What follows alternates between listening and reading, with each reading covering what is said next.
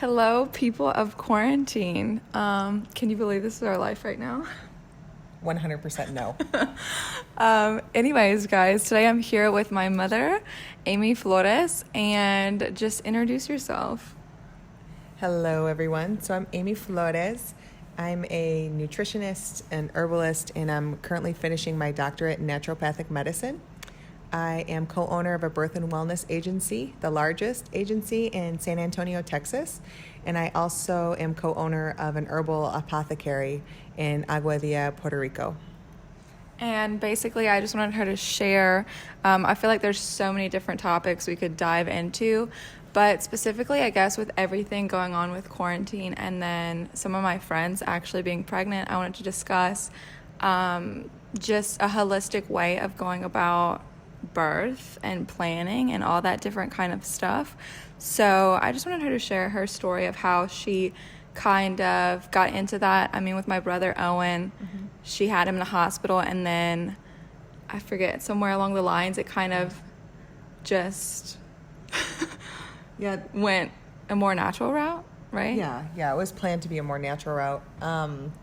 So definitely when I found out, so to give more kind of background information, I'm also a military officer, and becoming pregnant with my son was a big surprise.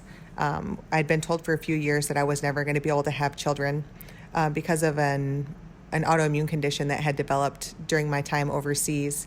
And so just on my own research, I wanted to figure out how I could get well enough, to feel better, not necessarily that I was hoping to ever be able to carry a child, but I was just wanting to feel better. And after a couple years of doing my own research, trying a lot of detoxes, I mean, those are all things we could talk about on another day if people are interested.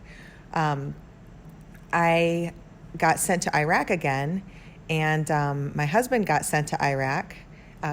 And, we clearly were not expecting, to conceive a child in that environment.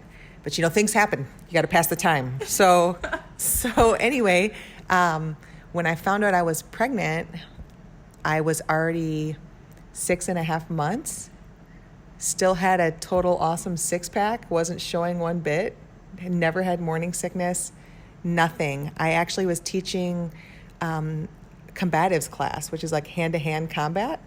And I taught class that morning, which is like incredibly physically challenging activity, like where we are actually striking each other and like rolling around and fighting. I had no idea I was pregnant. And that afternoon we were outside and it was like 115 degrees, and I just felt off, besides the crazy heat. And I ended up blacking out, like face planting in the Iraqi sand, jacked my face all up, and it was like a total out-of-body experience because your dad came running over to me, and I remember hearing him and hearing my soldiers saying, "Oh my gosh, what happened to Captain Flores?" And I heard someone say, maybe she was dehydrated. And I heard my soldiers say, "Oh, there's no way Captain Flores is dehydrated. She's always telling everybody the exact amount of water they need to drink." And they took me to the Iraqi field hospital, and they couldn't find anything wrong with me. They're like, "Oh, you're in perfect shape. We can't find anything wrong with you." And I was like, well, I don't just pass out and eat dirt for no reason. There has to be something going on. And I did a pregnancy test, but who knows seriously where this pregnancy test came from, because there's not a lot of women where I was, and not a lot of Iraqi drugstores with pregnancy tests. And so I don't even know where it came from, but the test was wrong. So finally they did a blood test and said, "Wow, did you know you're pregnant?" And I was like, clearly not, no. And they had me in the room by myself. And then they were getting ready to like give me a speech and get me in trouble, because as a woman in a combat zone, you're not supposed to be getting knocked up, right?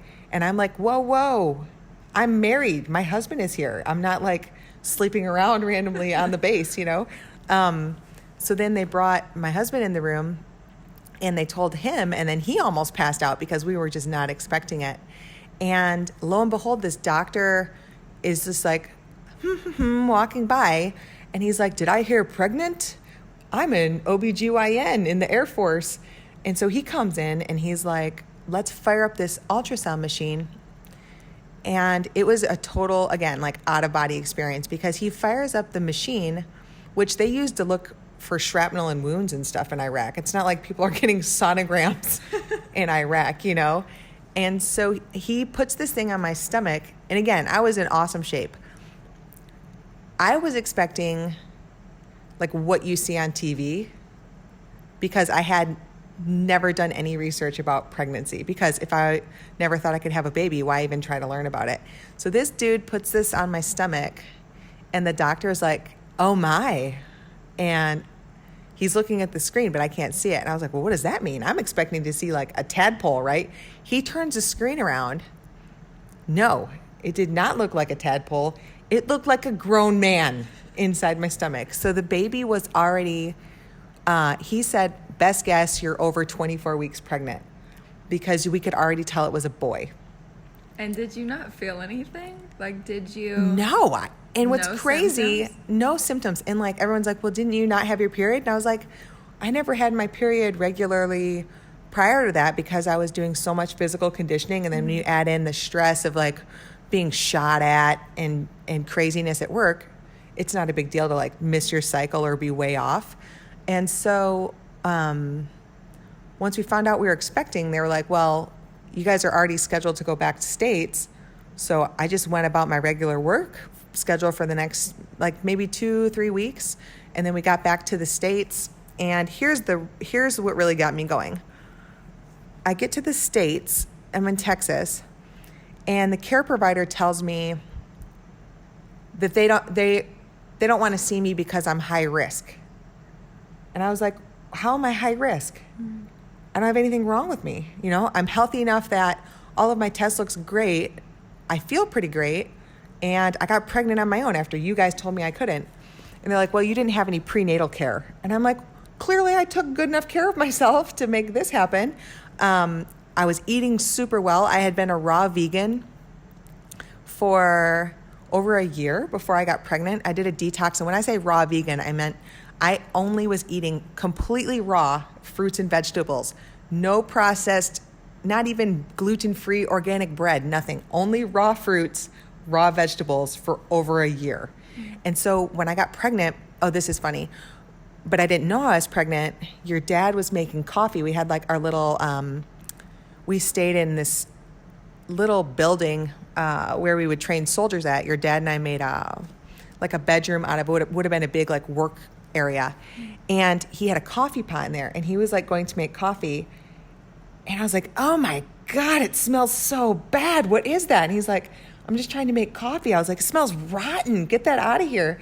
And it was my nose that like was like all of a sudden hated the smell of coffee completely. And so then, I don't know, like it must have been like a month went by and we were in the DFAC, the dining facility, and everyone was so used to me eating raw fruits, raw vegetables, that's it, and water. Well, anyway, I grab my tray and I come to the table and everyone is staring at me. They're like, ma'am, is that your tray? And I was like, it is. And they're like, I can't believe you're going to eat that. I had like a bloody piece of prime rib. It was so like, you know what I'm talking about? Like where it's like just fresh off the cow. It looked like it was still mooing. And I was like, oh my God, I couldn't pass it up, you guys. It smelled so good. And it was my body telling me, girl, you need some iron. You better start eating that, you know? Yeah. Because my raw fruits and veggies weren't cutting it for the prenatal nutrition. So then anyway, when I got to Texas and they're like, oh, you know, you're going to be high risk, I was super pissed because they wanted to have all these extra meetings.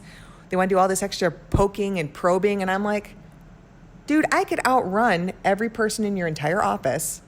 I am in great shape. You just checked. The baby sounds fantastic. So I'm not doing it. Yeah. And they're like, well, if you're not going to do our plan, then we can't be your provider. And I said, fine, I'll find my own. So at the same time, we got orders to get moved to Michigan. And so I jumped online and I started Googling, like I said, I didn't know anything about pregnancy. Once, you know, I talked to my mom, and, you know, I'm number 5 out of 6 kids in my family. And my mom, so I called my mom for advice. My mom was like, I had all of you guys without any medication. It just is too easy. You just, you know, you'll have the baby and things will be fine. I was like, all right, Mom, if you could do it, I can do this. So I started calling around in Michigan, for a doctor. No one wanted to take me. They all said the same thing. I was high risk. So then I got on the internet and I started Googling other options because I didn't know any better at the time. So I Googled like birth helper people, women who help women with birth. And I found the two like words I needed to find, which were doula and midwife. Mm-hmm. And I was like, ooh, these sound good. I could get down with this. Right. So I started researching, well, what do they do? And then I told your dad, I was like, this is what I want to do. I want to have a doula who's someone who's going to be able to support me emotionally, physically, mentally, educationally throughout the pregnancy, tell me everything that's supposed to happen, come to the house, like give me private classes. And that's the person who I call to be with me whenever I think I'm in labor, and they help me out, right? And so your dad was like, oh yeah, that sounds like a good idea. And I was like, and I want one of these midwife people. That's who does the medical part to deliver the baby. And so I was dead serious. So I Googled it, I made appointments, I booked a flight, I flew to Michigan, and I met with the doulas and the midwives, and I did my interviews, and I selected somebody. Bam, put money down. I was like, I hire you and you. So when the time comes, you're going to tell me what I need to know to have this baby. Mm-hmm. And so anyway, everything went great, super easygoing pregnancy.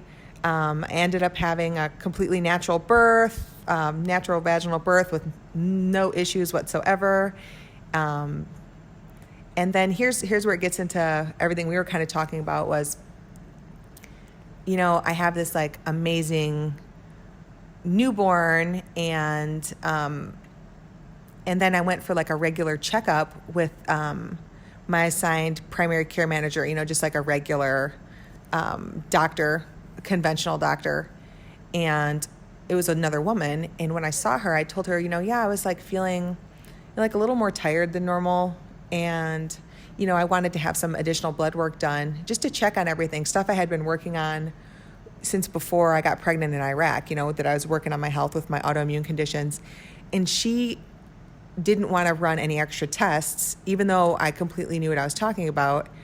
And she literally told me, and mind you, this is the last time I've ever seen a, quote, regular doctor. She said to me, you're probably not feeling, you're probably feeling like that because you're getting older.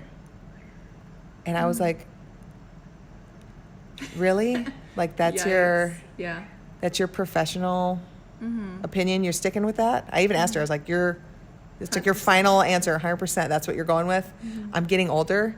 I was like, because I just turned 30. So then I was so mad when I came home, and I was like, you know what? If I'm an educated woman, I've done my research, I did enough to get myself well, and I'm still having these appointments that make me end up feeling like crap, like where they're just being totally condescending. And I was like, this has got to change. Like, this is not okay.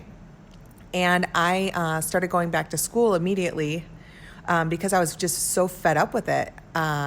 Originally, I had studied, political science. I was working on my master's in political science, and I just started fresh. I had to go back and do everything in science fields. And so I did all my pre-med courses, and then we ended up getting moved to San Antonio, and that's where I really went all in on wanting to help change the birth world.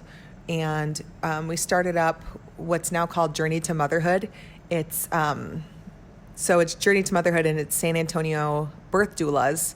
And so we have developed this birth and wellness agency where we could give women, like families, expectant families, like a one-stop shop to learn about wellness, if they had any issues where they're trying to conceive, so I could help them, prepare physically to conceive. And then we basically were there to coach couples, or if it's not even couples. Some people go this journey alone. We have women that have decided to go forward with pregnancies on their own, or they use in vitro, right? And just we meet every expectant person where they're at and help them on the journey, teach them that there are a lot of options, right?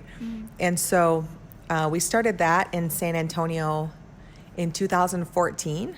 And so myself, along with my partner, Amanda Reyna, we've grown it to be the top birth agency in San Antonio. And so now looking at it, especially in times like with the quarantine, everything we've been talking about is just how important that is to know how to take care of yourself and know that there's a lot of options. If you're expecting during this time, no matter where you are, in the U.S., look around. Like I know for our business, we started offering virtual consultations and like birth preparation classes for all of our clients. So even if we can't meet them at their house, we're still like going the extra mile to try to teach them everything they need to know.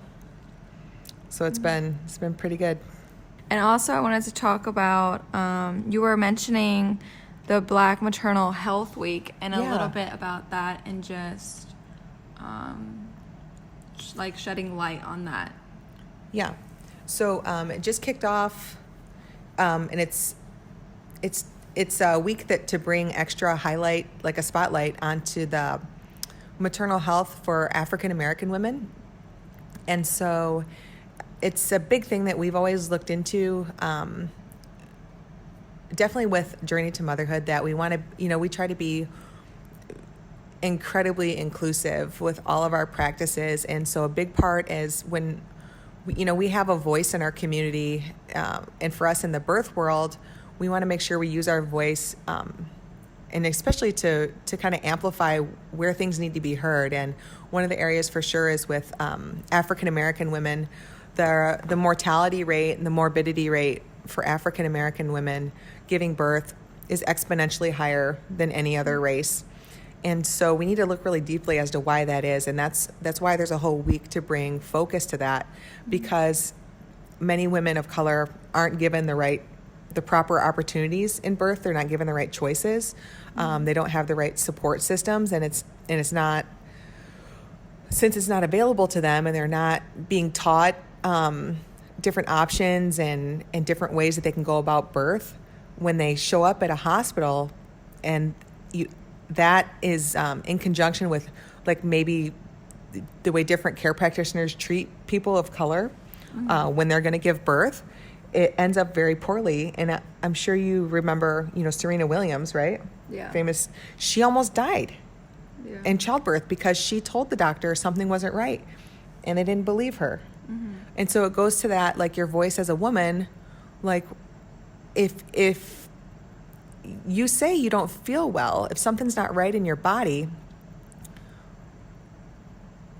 you need to be trusted and you need to be heard. And that's a big thing, like in general, like with women, it takes years longer to get a correct diagnosis for almost any ailment than it does compared to a man, because they don't listen to us the first time we freaking say something, and it's super frustrating. And so, definitely bringing focus to that this week and about different ways that, how can we help in that community? And so for us in San Antonio, we work really closely with, she's an amazing nurse midwife. Her name's Nikki Brown, and she owns, it's called San Antonio Nurse Midwife, and she is awesome. Definitely someone that we really look up to. And so she's African American nurse midwife, and she's the only one in all of South Texas that owns her own birth center. And so she's literally changing the statistics for African American women, like one couple at a time. Amazing. Like that's her thing, And so like we do, where we set proceeds aside from Journey to Motherhood, so we can donate our services to a different woman or a couple in need. And so that's something we've been doing over the last couple of years. It's helped out tremendously too. So we can try to make an impact, Right. Well, what would you say are some of the things that stick out to you the most with just the way society kind of normally goes about birth planning and things?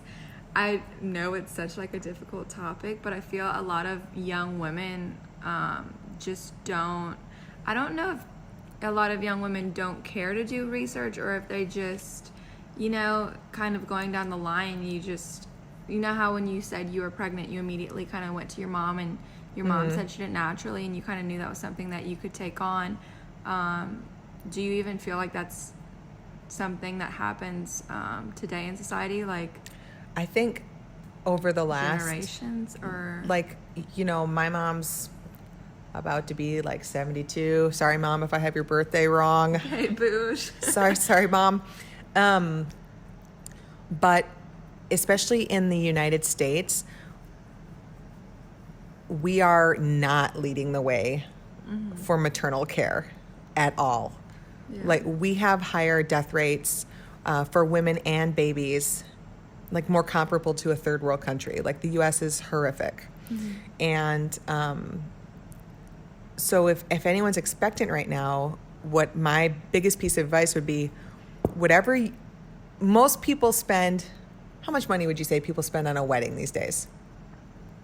Probably like, like $10,000. At least. I mean, like, for like a small wedding, maybe 10 know. G's. But I mean, if you're like, But yeah. a lot of money, right? People do a lot of planning for a wedding, right? Yeah. For like engagement pictures, right? And bridal pictures and bridal showers The and ring, weddings, the yeah. ring. There's like a lot of planning involved for a wedding, okay? For a one-day event, Yeah. right? That you hope will last if your marriage stays together, right? But like, I wish that people would think about giving birth the way they think about planning a wedding. Yeah. Because you want to, like, yeah, great. Everyone wants to have a special wedding day, but I'm telling you what, there is nothing that is going to change you more as a person, physically, mentally, emotionally, than how you bring a child into the world. That's can't even be disputed. And so the amount of time and money that you invest into a wedding, you should think about how you would invest that into yourself and into your child in preparation. And so if you start thinking about it that way, you don't want to be the person who just goes willy-nilly, oh, okay, I'm going to go to my appointments and I'm going to show up when they say to, and then they're going to tell me when I'm going to have my baby because they're going to say they're going to induce me on whatever day. If you go along with that crap, you're very likely going to end up being a statistic that has a terrible birth, that even if you come out of it alive and the baby's alive, is it really going to be an experience that you're like cherished, that was like a really great experience, you know? And so when you start thinking about your options and researching it and talking to people that have been there, done that, people in the birth community, you open your eyes and you can see like, wow, you know, this can be like a really magical experience, you know? And also, sorry, a lot of people also don't know that besides just, I feel like what's the word? Like, a lot of things you see on social media are like people giving birth in like specifically like pools or something, so that kind of steers people away. But there are like birth centers. There's many options out there. Tons of options. So like, let's say if someone wants to have kind of like a hands-off birth, but they're not, you know, super crunchy where they want to have it at their house, like you, like me, then I was there. Then they can check into like, they have birth centers that are standalone facilities. And then sometimes the hospitals even have birth center within the hospital. So if someone's more like medically inclined, or they're spun up real tight because their mom has scared them into thinking birth is super scary, then maybe that would be a good fit to find some place that has, I would always recommend searching out a midwife.